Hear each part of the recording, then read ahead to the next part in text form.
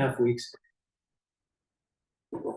Yeah, it was like 2.5 weeks ago when autumn really, like, you had to really not. I mean, if you were paying attention, you're like, "Oh, what's up with it?" You know, like you would feel like kind of the wind got biteier, you know. Yeah. And what's interesting about Americans, assuming, talking about American audience or modern audience, not being broadcasted in China, period. But, we don't really like subtlety. We're not into it. It seems fake to us. Subtlety seems fake. It's got to like hit us upside the head. But in my studies this year, I'm really grateful going through the material. So I go through the material, another layer every year. And what's been really interesting is to think about. I just hope this is recording. Is it? Hi. Hopefully you can hear me. Is it where does yin come from, and when does it come? That's like the big question. Right? Where does yin begin? Right. Where does it come from? And the short answer is it's always been here. It never went anywhere to begin with. Yeah. But how does it begin to come back? Right. Like, when does that happen? And night. That's when it comes back. But when you start feeling it, kind of, it comes from both sides of the day. The morning and the evening time, it starts coming in. Encroaches. It starts to encroach and undermine, the heat of the day. What's interesting, so it's a cool visual to think about. This is the reason why in the earlier parts of autumn, we might call actually late summer, where there's like that overlap, basically shortly after the solstice, right? Right after the solstice, you have this kind of like, here comes yin. You're not going to really feel it or notice it. But the prohibition or the recommendation at that time is don't go near the coast and stay out of the wind, because it's iffy. The situation is iffy. Like, summer is declining and yin is coming in, but it might be kind of weird. Don't turn your back to the ocean. So there's this kind of like sort of precautions that we ignore in general, like out there, barbecuing on the coast. Flying kites. Yeah, in shorts, nothing covered. Let's say hi to our friends. So we've just been so engrossed in conversation that I just started to hit record. Hi, welcome everyone. It is our Rooster Moon, a full Rooster Moon. We are live in the studio, live as you're watching the recording. But we are drinking a specific variety of tea called Shang-Tu. It is a 2016 vintage, not very old, just under 10 years. However, it's a beautiful, beautiful, fragrant flavor profile. And Shang-Tu, it speaks to the fragrant soil of my homelands. So if you're a Dracula, you always need to have a pocket full of your Shang-Tu. You need some Shang-Tu on you, dude. Shout out Draculas. Yeah. And I think right now is eclipse too, like the partial lunar eclipse. Of course, in the Bay Area, we can't see it because it's but yes. it's very lunar eclipse. Yeah. Liu Ming's birthday. Shout out Liu Ming. Full moon tonight. It's happening now. I mean, it's full right now. Right now. It was full at midnight last night, and it will be full until midnight on Wednesday. So full moon right now. I'm not turning into a werewolf. That's just my ear hair.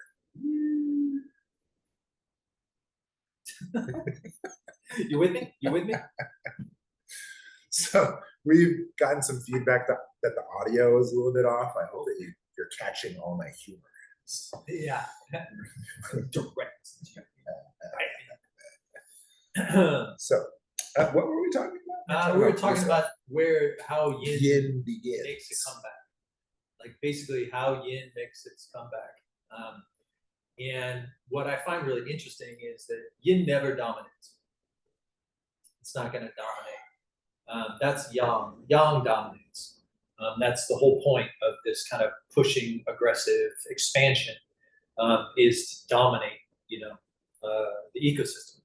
The yin doesn't dominate, even at the depths of the suffusion and suppression that comes with like winter and big yin. It doesn't dominate. It'll nourish, harmonize, it'll nurture, it'll regulate, but domination is not part of it because it's in relatedness by nature.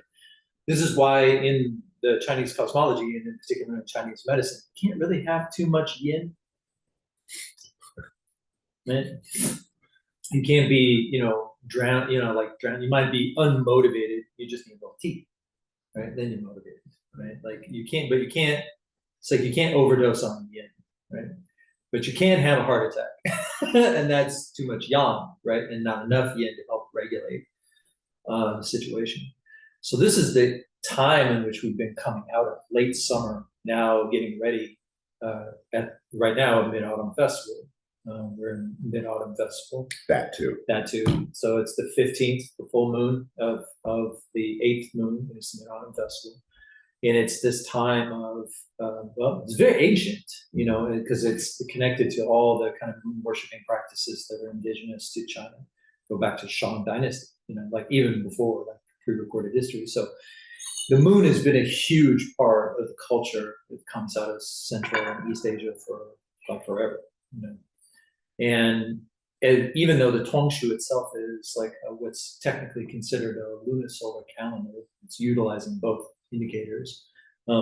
There is definitely a predisposition for the complexities of the moon to serve as a basis for navigating the world and the calendar. There's just so much more to say about the moon, whereas the sun's got like one message, on, go, yeah, grow. So, it can go a little too far and hurt things, burn things up, right? It gets too hot. So yin is on its comeback, right? Like we're going, if we have some kind of subtlety in our experience, then we've already felt it. We've already felt the return of yin. And it might be in the form of gentleness or inspiration. Gentle inspiration. Smell that.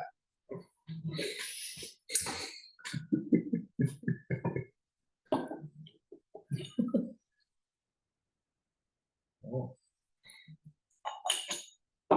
That's amazing. This is actually one of my favorites out of all the ones that we've had. I really like this one. Wow. And we've been drinking a lot of tea these last 2 years. This is really, it's really hitting home. It's that fragrant soil. Shout out Brian Kurbis at Teosophy. If you guys want to try this flavor, go to teosophy.com. Very interesting guy. He knows his tea. He knows his tea. Yeah, and he knows his tea in the context of cultivation too. And so for people that are into meditative arts, internal alchemy, the internal experience relative to practice, and how that parallels with the tea experience, how that compares to brewing, how that compares to actually consuming and enjoying. And he's got it all the way down to how it's harvested and preserving the ecology. He still lives there. No, he's here. He's here. Matter of fact, he was just here. He stayed here for like 4 days. He had like his family out there. He married. Yeah, he married the Hill tribe. Right. And the entire Hill tribe he married. That was really, It was a long night. No, he married one particular sweet lady in the Hill tribe, and yeah. In Yunnan, yeah.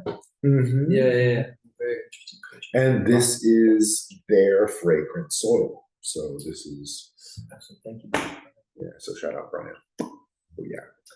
So daytime, we think daytime, that's yang. That's always yang. But at the edges of it, you have yin that's kind of growing and moving in, right? And that's, so days get shorter, we say, but also the experience of the closure of the day, grows more and more yin.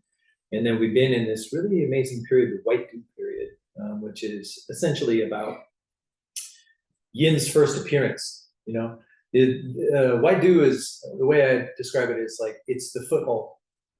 It's yin getting a foothold in the environment. It doesn't last, as soon as the sun comes up, poof, it's gone.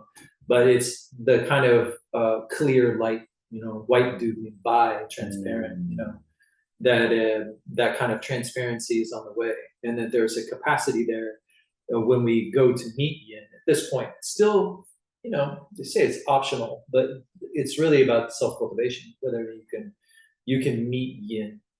And that's really the big point. It's like, how can you meet yin, or what does that even mean, for you? Beautiful. To meet yin. So that way you're ready for when the equinox comes, because the equinox is like, okay, the images of yang as the ancient grandfather, now decrepit and yin is the young granddaughter caring for him. So he's on his way out, still sharing wisdom, but he's not in charge. Like, he hasn't been in charge for a while, but he has, maybe a couple, treasures to share, kind of thing. It's like our elders, they raised us when we were small, and now we parent them. But then they have all this wisdom that they provide to us. So this is very yin.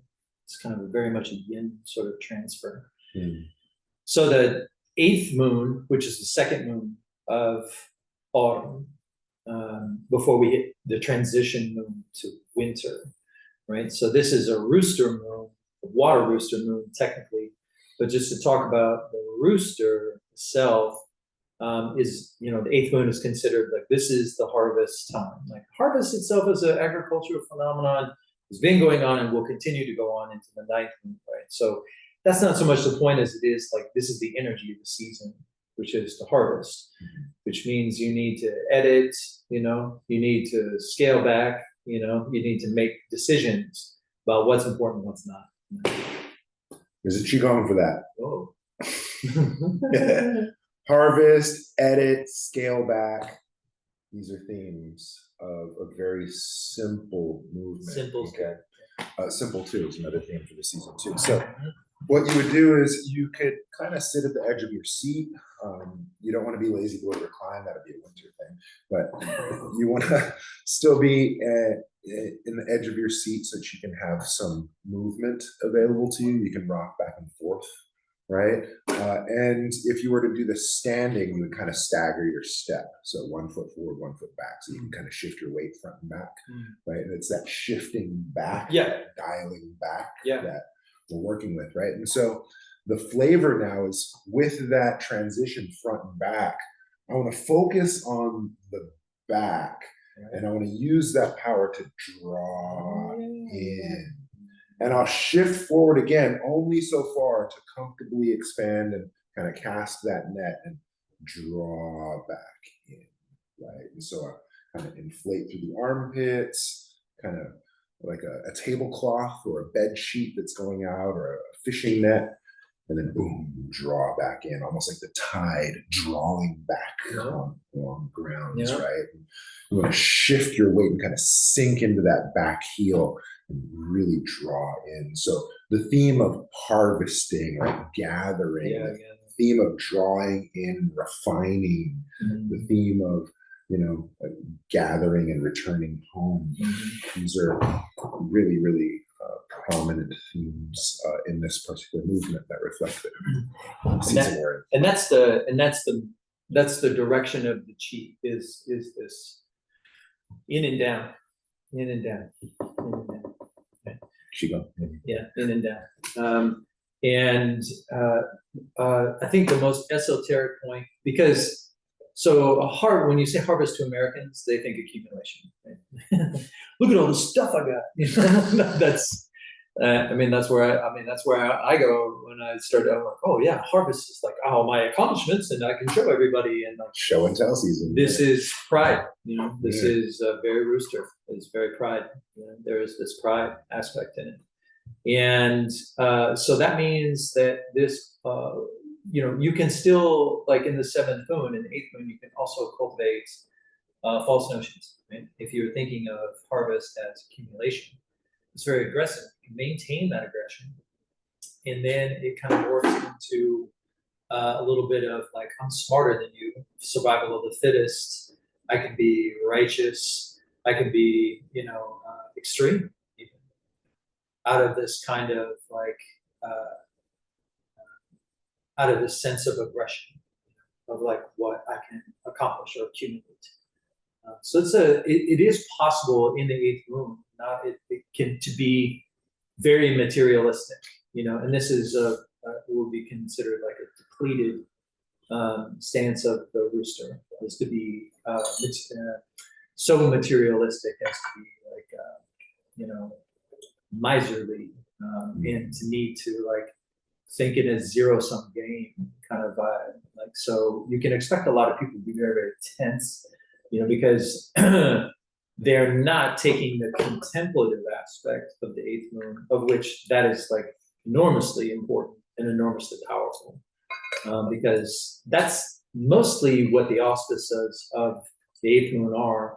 You can think about it in terms of materialistic, kind of harvesting notions, but it's mostly about gathering inward and getting ready for and having storage so you can navigate through winter when you're naturally less, there's no yang available to be aggressive.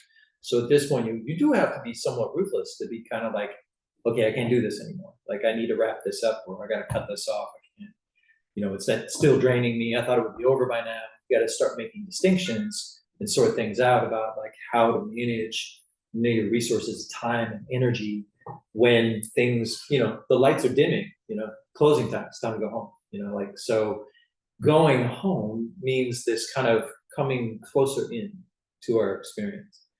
We're no longer we have external things to account for, but those things actually have a reflection toward our experience. And the way I would describe it is in, Taoist cosmology, there is this movement from doing to being that's happening as we pull back. So we've been immersed in doing for many moons, right? And then the whole notion of spring is to experiment and go from being to doing, right? Is to start seeing what works. And then you sort of get into the flow and momentum of all the doing. And the idea behind like meeting yin is to go from doing to being, like to make this is the time to actually choose to go from doing to being, rather than staying in the place of doing until you can't ignore yin anymore. And then it forces your hand, you get sick, you collapse, like, because that may not happen this season. Then you think, oh, I'm good, I can do the same thing over and over again. But then you go into yin deficiency and then qi deficiency, blood deficiency, and then you don't respond to treatment. And then you're pretty much a walking ghost, right? Not to scare anybody, but like we have these chronic, really bad habits of stimulating ourselves to maintain a certain level of yang throughout the season, and all our holidays as what I call industrial theists, right? is to put lights up everywhere and to deny the darkness as if it's not actually nurturing. Got it. So what I'm hearing you say is slow down. Hey, right, yeah, slow down. Less doing, more being. So is that the flavor of slow? The flavor, 28 flavors of slow. 28 flavors, or 24. 24 flavors of slow. Yeah. 23, because one of them is fast. Well, but then it's Still slow. Yeah. So the flavor of slow in this transition is reconsideration. I mean, it's contemplative. It's deeply contemplative, because what you are doing when you draw from doing to being is that you are utilizing the evidence of your actions to reflect a certain kind of person that you are, or that we are, right? So we are in this place where we have something to work with. We can analyze, we can we can share, we can make arguments about like what certain things mean. But you're only doing that unless you can't do that if you're still, like reaching out to accumulate. So it's a time for, having some level of contemplation for the kinds of assumptions that you're making about what and who you are. And that is the real depth that's available. And that's the main thing, I suppose, in the 24 flavors of slow is the flavor would be to cultivate depth, to actually really cultivate the depth of experience. Like even your dissatisfactions are immensely useful for cultivating depth. So it's not about it going well, even. It doesn't really matter. Like to cultivate depth of experience, you can use everything that you experience. Failures are excellent for, sources for poetry. Excellent, so it's not about like that your achievements had fruition, and that because we're told that if our achievements didn't have fruition, you have to keep trying. You don't get to rest until you actually have big. That's what I tell my son. Right? More push-ups, So, but in this particular case, like in order for us to match way to ne, right? Our internal to the exterior environment. The exterior is giving us a signal of like, what do you think about that? Like it is inviting this kind of contemplation and reflection, self-reflection about our experience. I don't care. Like you've done a lot. Everyone here listening to this done tremendous. I mean, think about March.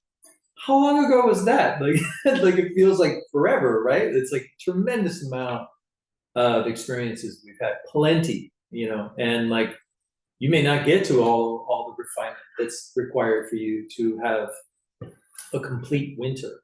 And that's the reason why people start meeting yin so early in the so-called traditional medieval China. Like you meet yin pretty early, right? Like you don't wait for yin to come knocking. Like, hey, is yin around? Like you go looking for it.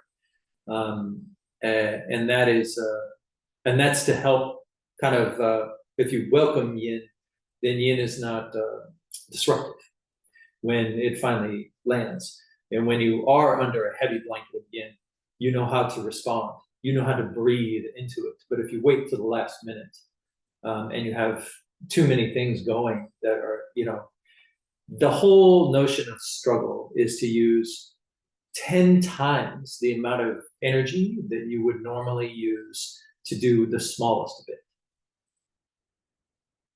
That's what struggle means. And there's lots of different types of struggle, like all appropriate to the season. And at this point, it's like you need to actually measure the energy. You need to actually be ruthless, like in your cost-benefit analysis, like if you're looking to scale, which you should be looking to scale back. And so the equinox is that, the equinox, which is on Sunday, is that experience, is the business. Yeah. So it's like, it is the experience of like measuring things and doing a kind of cost benefit analysis. I mean, if you don't do these things, yeah, I think the phrase that I wrote was, nobody wants to clean house in the winter. That's a spring thing. Oh, it's also a fall. Like, so, and by clean house, like get rid of all the stuff that is like, that I can't hold on to. You can't do that in winter. You don't have the energy. When you get to winter, you're just like chilling, like you should be coasting for the most part. Thank you for that, because, Harvest Moon, we have a theme of acquiring, and yet there's also a quality of shedding and releasing and clearing to make room, in effect, for what you're harvesting, I suppose. And also to be sure that what you're harvesting doesn't have any underlying mold or something that you don't really want, that could actually cause problems in the winter. And to like refine what you're harvesting. What are you actually harvesting? Like get the essence of it, if you will. I think that's really cool, just to parallel with what's going on in my life. My son has so many toys. He literally has 8 fire trucks. And then so we like lined up all the fire trucks. It's like, all right, which ones do you want to give away? Excellent. Yeah, that is exactly, I mean, we all have like things you should identify the things that you use. You should identify the things that actually speak to you. Yeah. And the things that give you joy. Shout out Mary Kondo. Yeah, right. Yeah, joy's fine. Go joy. But more important than joy is not the only indicator of our being.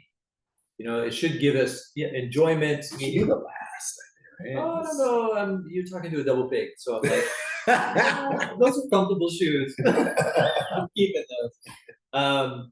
But you should identify the things you don't use. I mean, that's the number one thing.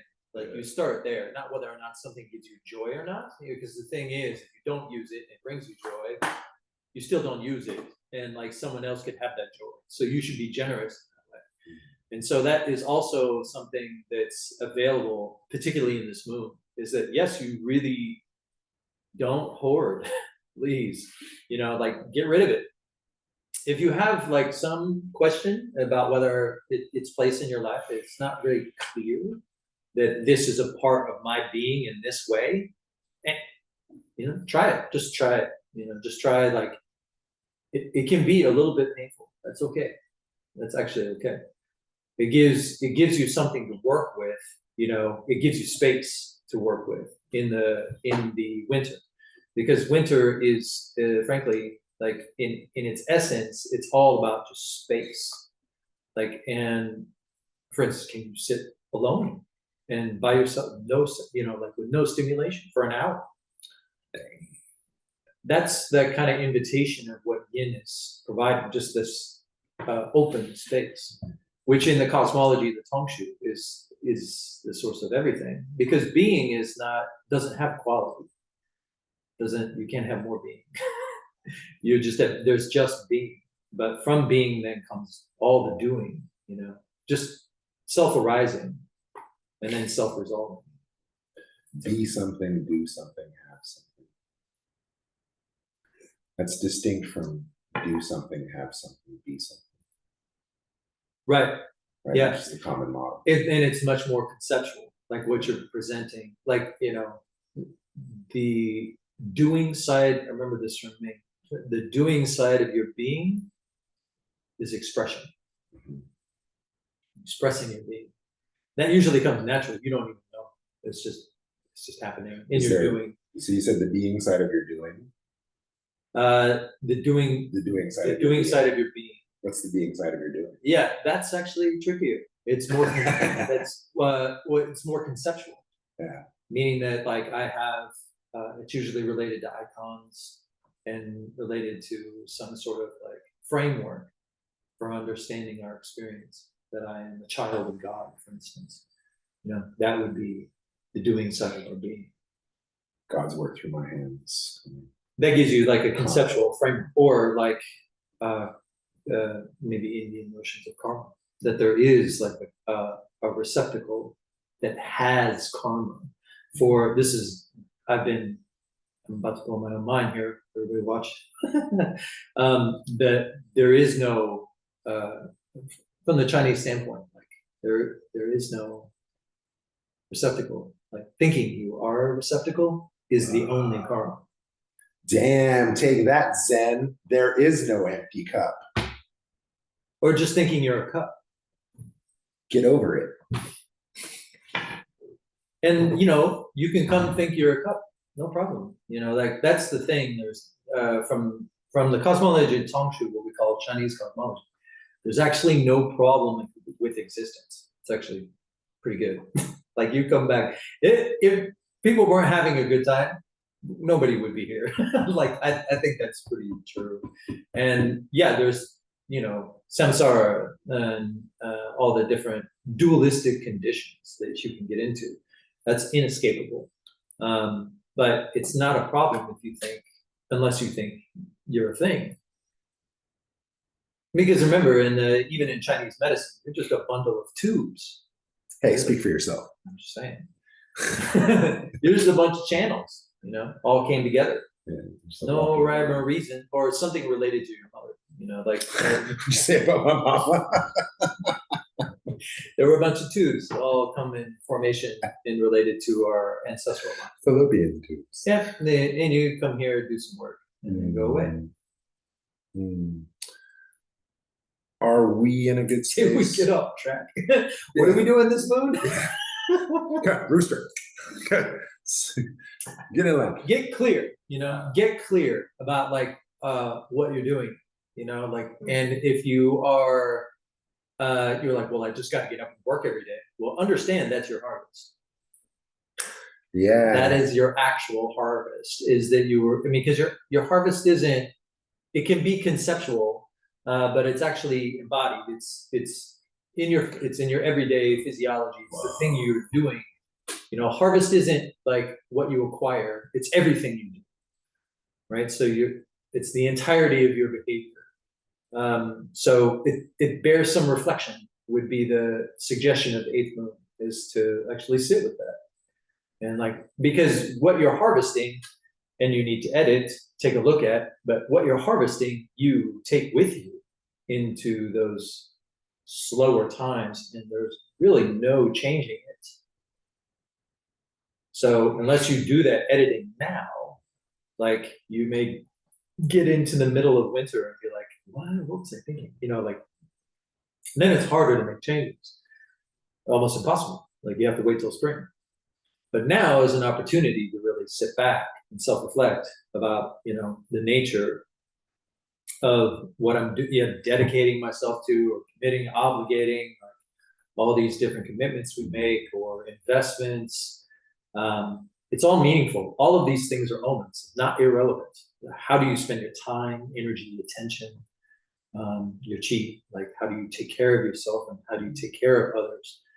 You can do an accounting. This is actually appropriate to the time. Very metal, Yeah. This is a good idea, to really you say don't score keep, or don't compare, but it's okay. Right now that's healthy, to kind of understand what my relationship is everything in reciprocity.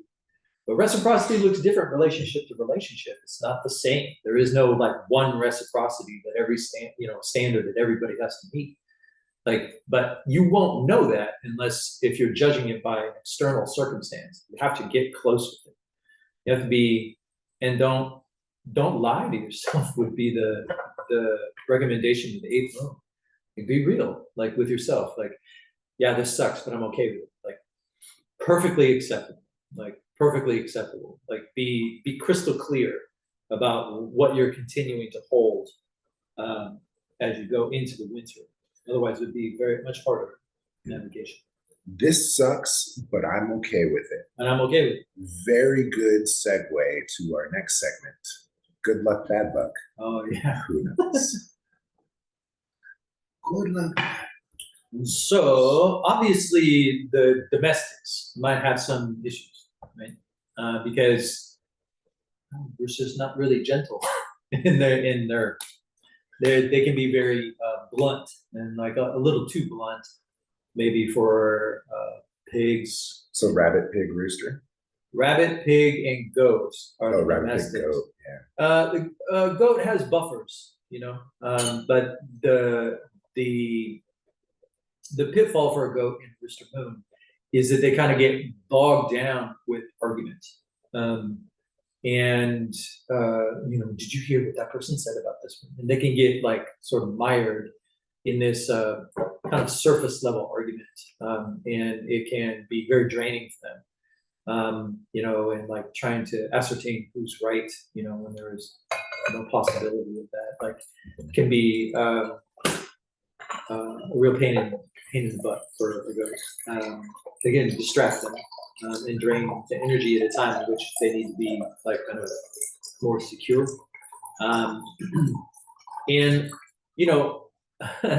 Obviously, I'm going to go either way when it comes with rabbits. It really depends on whether or not they feel safe and secure with the relationships they have. Because the water rooster moon in a wood dragon year can be extremely sublime. like in terms of insight, extremely sublime. Like it, like being sort of rendered speechless by, say, wisdom tradition, right? And a rabbit can get a lot out of these experiences. Nevertheless, they're bound to feel fairly insecure just because the rooster's sort of blunt nature. Roosters are closing doors. They're closing doors actively. Nope, can't go that way. Nope, can't go that way. And that makes a rabbit feel very claustrophobic. I get that. Yeah, they're just like, because they are the, there's plenty of inspiration in the fall, but the inspiration of the spring is how many open doors are there, right? And the inspiration of the fall is I only want 2 doors, and all of that has everything I need. Like that's, and for a rabbit, that's no bueno. They're like, oh, you're missing out on all these other doors you just closed. Why did you do that? Like you're making me nervous. So it can, for rabbits, be kind of freak out. And pigs may not notice. They're they can function a little bit like oxen, who are not going to notice. But that's perfect for them, because they'll be in a space where their consistency will be deeply appreciated, extremely appreciated. And when it comes to the snake, the sort of rules that get kind of presented that help close doors, perfect place for them to navigate and hide. They have no problem with that. And snake and rooster are notorious. Yeah, very good friends. And the snake can actually find the flexibility in the rules. Think like spirit of the law instead of letter of the law. Like rooster's the law, ox is letter of the law, and snake is spirit of the law. Right? So if they can find an interpretive sort of middle ground, which they can, if they're the ones that find it, and so they kind of thrive during this time. They may not get much recognition, but it doesn't really matter to them either way, as long as they get what they need. And then in the case of the creatives, like the ones that are like really prone to like big adaptation, dragon. Dragon, I don't think that there's limitation in the second bar of the rooster. Just to say, roosters are good in their own. This is like their best move. It's because people are listening to them when they say, "No, go here." No, go here. Like that's no good anymore. Like their editing capacity like helps make sense of all the nonsense that we've been having from the summer, right? So they'll be in a very good position to basically say no, and people will listen, and that's what they like. Duly noted. Where the rooster goes, no, you can't do that. Like, well, okay, like, yeah, you better listen to me. That's not it. Roosters just want the best, the correct result. And right now, everybody's on that same page. They want the correct result too, because they may be overwhelmed by all the wave of unnecessary excess that comes from the summer. Roosters like, this is the buck stops here.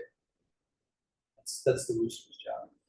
And so there's plenty of exhausted people out there that are really interested in listening, which is good.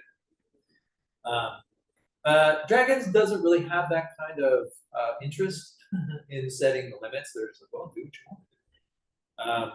So to them, it might feel kind of chaotic and like unclear. It's too many options or not enough options. It doesn't really bother them either. So, but we are going into non-dragon time, like so at that particular point, like dragons should follow the page of a rabbit and be in a safe place, like narrow their parameters, and they'll be able to continue the influence that they expect out of life. But if they may meet closed doors, and like they're not gonna let you know it bothers them. Like so, go where the open doors are is what I would tell a dragon. Same with the monkey. Monkeys should just chill for the most part. Okay. No, like crazy, do it like this, like kind of try to improvise. No, not really a whole lot of room for improvisation. So yeah, magic tricks are fun, but like I think that the invitation of the eighth moon is to get a little bit serious, and monkeys can get on board for a time if they know there's like a party at the end of it. So anybody dealing with monkeys, like entice them with like candy or something. That's funny. Speaking of a dragon and a monkey, Matt and I, we have a project, and the whole idea of this project is we want to put the party first. Yeah. That was an excellent idea. Yeah. It's like, yeah, we're doing a workshop, but we're not going to wait to the end to give you the party. We'll give it to you now. Yeah. Like, graduation first. We'll do the workout. It's a good idea. It's going to work. Yeah, it's definitely going to work. And then rats.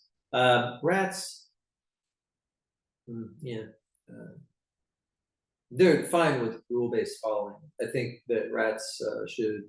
Yeah, this is their time of year, right? Well, I mean, it's a little water energy, a little winter energy. They do well, yeah. Right? But I think what the pause or hesitation that rats might have at this time is it feels a little austere, a little too quick. So they may have some adjustments with that, but ultimately they feel good with it, because they're homebodies. Okay. Too good too early. Yeah.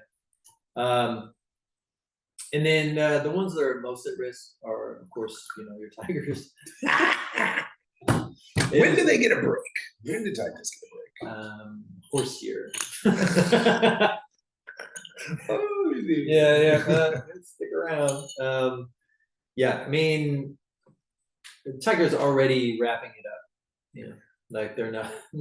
They've already kind of probably packed it in a little bit. Yeah, they should be digesting.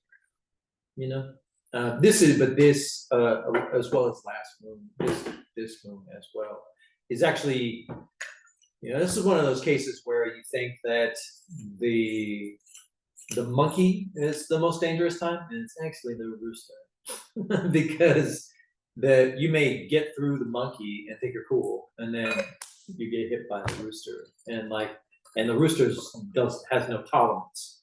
The rooster has no tolerance, whereas the monkey will. Yeah, you can go ahead and run around. Yeah, go ahead. Yeah, no, go ahead if you can do it. Like the monkey's very tolerant, whereas the rooster has no tolerance. They have zero. What's that song? Is it like Stone Temple Pilots? Here comes the rooster. Pilots. And it's very, very subtle, until it's not. And it's like, going for a long walk on the coast and all of a sudden the fog comes in and you can't find your way back. Like that's the kind of sort of yin undermining energy that comes with the eighth moon in the eyes of a tiger, right? Where the terrain changes, like in the middle of your run or your hunt or something, and like, hey, I didn't get the memo on this, and the rooster's like, well, I sent it out 3 weeks ago, and and the tiger wasn't listening. So like their impulsivity at this point in time is a hazard, and they may get labeled a criminal, which smooth criminal. Yeah, which could be difficult because it would set a reputation for that tiger that undeserved, but it would set a reputation for them going into the winter, and in the winter they need to really recharge, and the next moons are great places for tigers to recharge, like excellent. The 9th and 10th moon of this year are excellent places for tigers to recharge. So at this point, they should lay low and try not to get in trouble.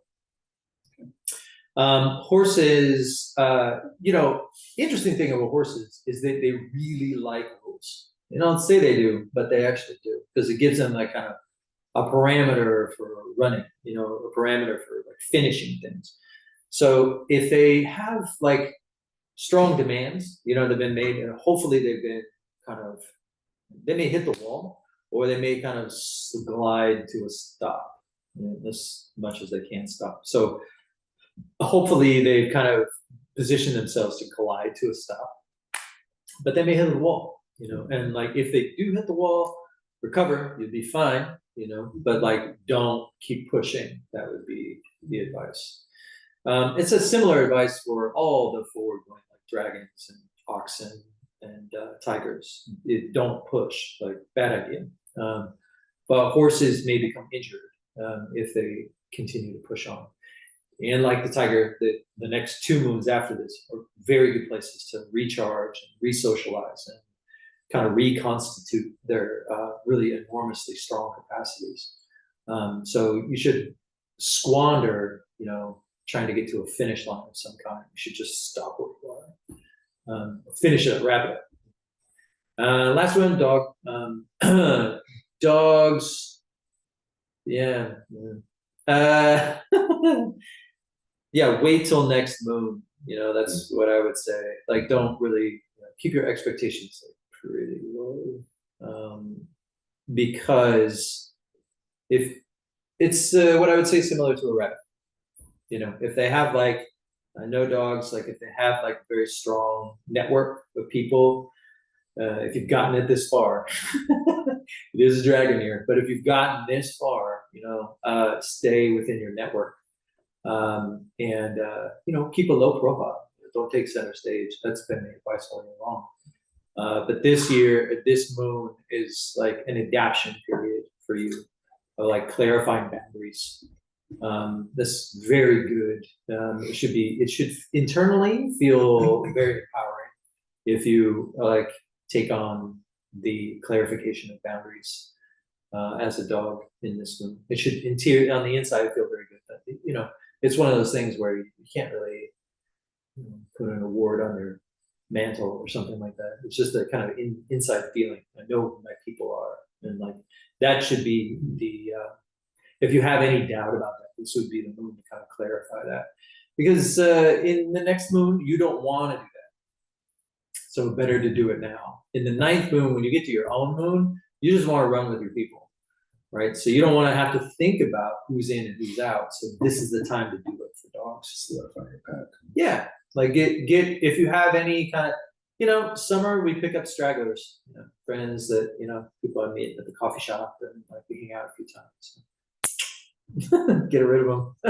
Not like permanently. I'll see you in the spring. Like I'm really busy. Like the things we do, ghost people, in the modern age, or just be like, oh.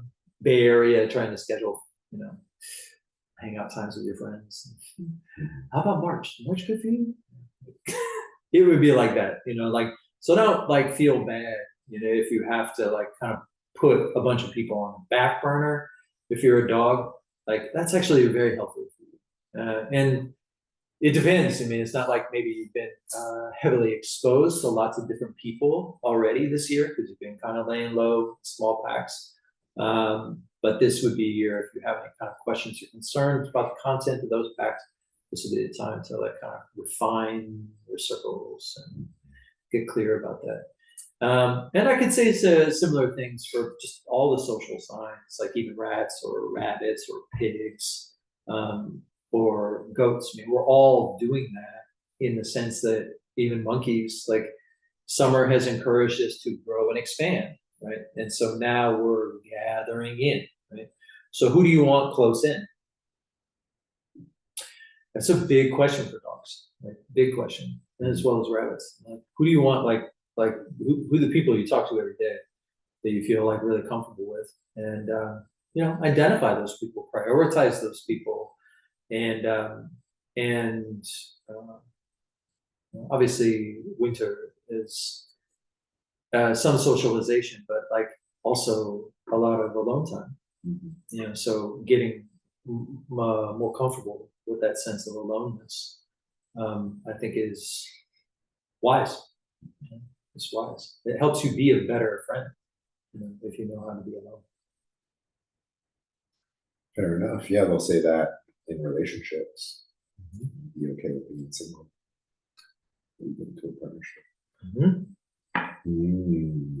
Okay. So those are our animals. How are we with a segue to what would Ming be doing? What would he be doing? Cooking is what comes to mind. Yeah, he'd be cooking for sure. Yeah, I mean, in a dragon year, this brings us to a bunch of other stuff. I love it. Thank you. Happy birthday, Ming. Happy birthday, Ming. That's what Ming would be doing. He'd be celebrating his birthday. He'd be celebrating. Or his students would probably be celebrating. He'd be cooking for him. Yeah, he'd be cooking for him for sure. Yeah, and celebrating and drinking wine. Maybe even floating in a boat, like Mid-Autumn Festival, like floating in those calm boats, setting off like somewhere up in Canada. Meat, probably eating some meat. For sure. So the one thing I think he would also be doing is teaching. Being is that it is the wood dragon. So there is great potential for learning, and not just learning like I know how to take apart my engine and put it back together, or take apart a watch and put it back together. I know how things like kind of function, work in this kind of mechanical sense.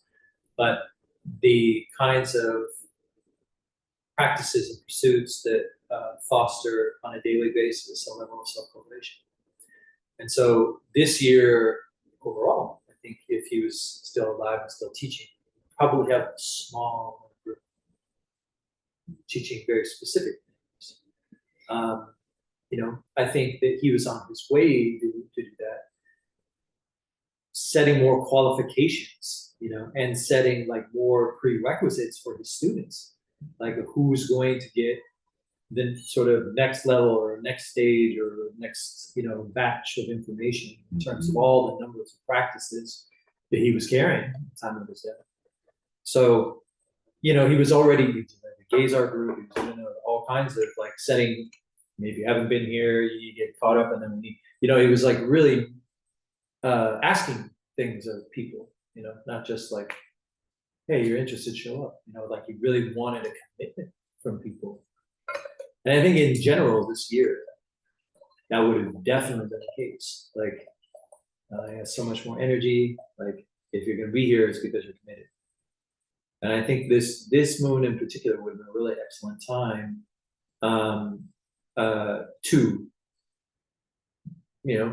foster that in people, that kind of transformative quality that comes with engaging in practices that necessitate a form of self-cultivation. Like, we don't just learn things, like we learn how to relate. And we learn how to relate through these practices. That's basically the nature of ritual, is knowing how to relate through practice. So having those things that he was offering us, I think we would have gone deeper on simpler things. I think it would have been on that, So that way, when we get to things like the dog, then it's like, it was really on it. Would have been pretty awesome. And I think this probably would have taken the late summer off, the seventh moon, monkey moon, because nobody's reliable. Yeah, that pure yang time, and let the heat settle first. Right, exactly. But I know that Ming, he talked frequently about how much he loved the eighth moon. So this would have been like the perfect time. Like, let's read, the Tao Te Ching together. And like 6 people in a room with him, like the ones that were like committed to do that. Pretty special, not meant to be exclusive, but just to understand that, like, especially in a Rooster Moon, exclusivity is not bad. It's actually, you're really showing the intent of honoring what is being given. It's very profound, having that capacity to make that kind of connection. All right. Let's see. Sorry. So learn. I like how learn things. that was meant to create a larger point, which is like, this is the time, it's kind of similar to spring. Similar in spring, you are like interested to learn things because you want to figure out a new way to express yourself. And in the fall, like you're learning things to go deeper. Yeah. To cultivate a depth of experience, back to that point, right? Yeah. To cultivate a depth of experience. It almost feels like a spring is like, all right, let me go out and try something, Experiment. fuck around. Yeah. And then fall is like, find out. And find out. Yeah. So that's the whole, and so it relates all to the other things too, right? Where you're like pulling in to find out what's here and how does that reflect like my being in this moment, in my own experience, not qualified or signed, any other kind of external validation, all nonsense. It's this real in close kind of experience. And so like, yeah, that means pick out your winter reading. Decide what it is you want to have reflected in your experience, as things get quieter. So people go back to school at this time, right? And that's when you begin and work and you take on education. Like you're basically inviting, depth and transformation. So like cultivating that sense of depth of experience, they just keep coming back to that. It's like the most important thing you can do. Yeah, and it sounds like that's the appropriate source of inspiration for the following spring. Right? Yes. Taking in new information, processing it, and then finding new ways to apply it in the spring. Right. So like what I take into winter and what I refine out of my experience in the fall, take into the winter. This is all my potential. It's not that more than that. This is all. my closet is full of potential. But this is all my potential. That in the spring I get to open my closet, and be like, all right, let's try this and move forward with that. It's quite extraordinary, to feel the connection between. And like I'll talk. What I think is true is this is significant. We're going into a snake year, so there's a connection here. Like I feel very strongly between the content that we're working with, in relationship to that kind of being and doing conversation, and the potential we carry into the next year, which is another wood year. It's another exploration of potential, but it's yin. So it is always going to be much closer in for the entire year. So I would say you're kind of getting a glimpse now of like what will flourish and what seeds we can plant, and when it comes to the spring again. So don't neglect that. Heard. Okay. So we've got the gist. We kind of hit the ground running mid-conversation today. So we got the gist. We got the tea. Shout out Brian at Theosophy. We got our good luck, bad luck, who knows. We did our Qigong. We did our 24 flavors of slow. We did our what would Ming do. Hexagram. Shout out Connie. Shout out Connie. Wow. Ooh. 22. That's gotta feel good, huh, Connie? To like have you're part of the show, Connie. Shout out Shinkle. Yeah, it is 22. So I think what's relevant now, and I think will continue to be relevant, is this notion of Hexagram 22 has this conversation about like what inside matches what outside. So I'm actually in integrity. I don't carry hypocrisy. Like even if I'm like, this sucks, but I'm cool with it. There's no hypocrisy there. Because I'm accepting the fact that this sucks, but I'm still gonna do it. Right? But if we have this kind of like, I try not to think about it, or don't really cultivate that kind of depth of experience, we don't get to see how our inner condition matches our exterior.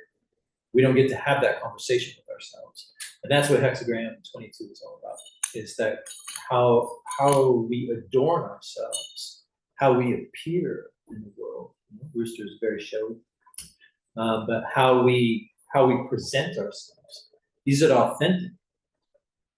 Yeah. Is it authentic? That's the big question. And we won't know if it's authentic unless, because we can't ask anybody else. Hey, do I look authentic? You know, our good friends will say, you know, our good friends might be like, I've been meaning to talk to you, bro. But if we don't have that dialogue with ourselves, how can we ask somebody else to correct it for us? So, experiment 22. Interesting. That's what I would say. Authenticity. Authenticity, you know. It's been said that the only force more powerful than love is authenticity. I like that. It's the only force more powerful than love, right? And they even say in the Bible, the truth will set you free. Right. And so there's something to authenticity that's very powerful. Well, it's, you know, this is not a revelatory or theistic tradition. There's no God like checking you in this cosmology.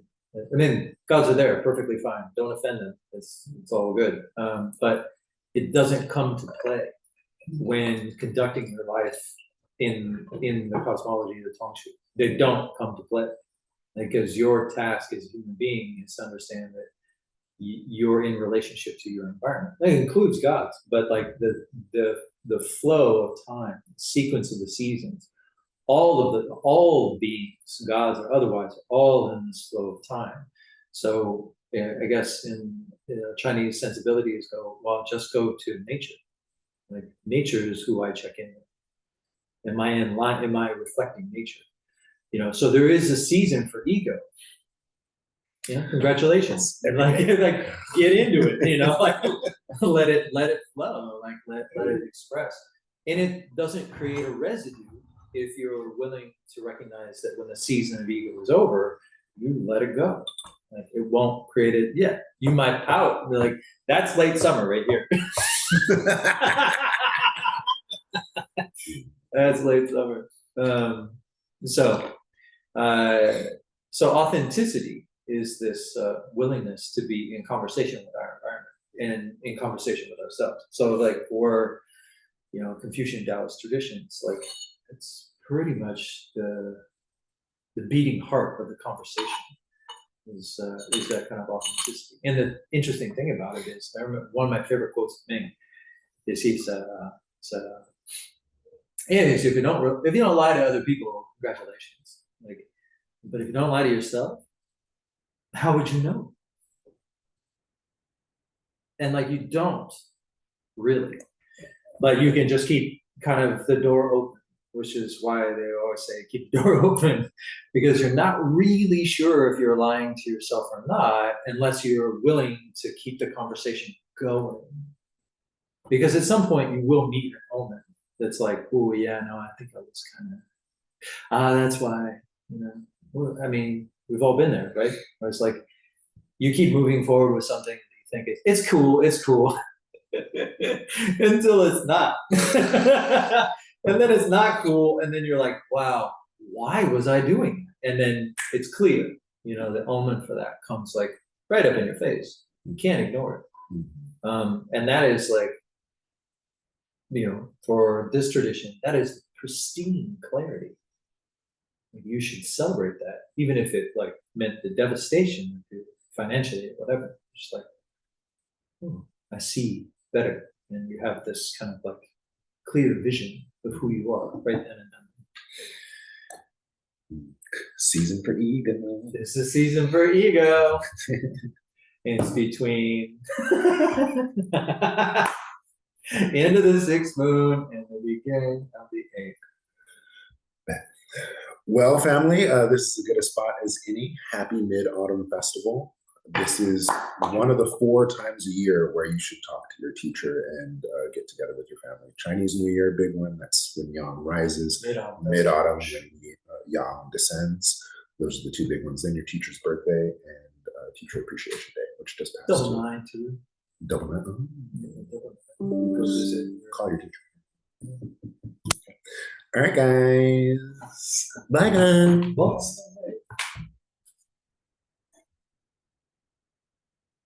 Bye.